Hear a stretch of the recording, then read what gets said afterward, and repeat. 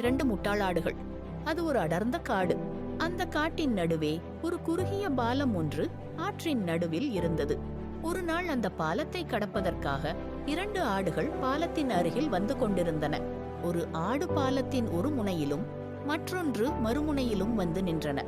அந்த பாலத்தை ஒரே நேரத்தில் ஒருவர் மட்டுமே கடக்க முடியும்.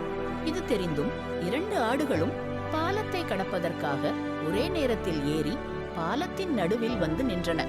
முதலாவது ஆடு, எனக்கு வழிவிடு, நான் செல்ல வேண்டும் என்றது. 2வது ஆடு, நான் தான் முதலில் வந்தேன், எனக்கு நீதான் வழிவிட வேண்டும் என்றது. இப்படியே 2 ஆடுகளும் விட்டுக் கொடுக்காமல் சண்டையிடத் தொடங்கின. சண்டையிடும் போது 2 ஆடுகளின் கால்களும் பிடிமானம் இன்றி ஆற்றில் விழத் தொடங்கின. ஆற்றில் விழுந்தவுடன் 2 ஆடுகளும் தங்கள் செய்த தவறை நினைத்து வருந்தின. இறுதியில் 2 ஆடுகளும் நீரில் மூழ்கி இறந்தன. நீதி: விட்டுக் கொடுக்க வேண்டிய நேரத்தில் கண்டிப்பாக விட்டுக் கொடுக்க வேண்டும்.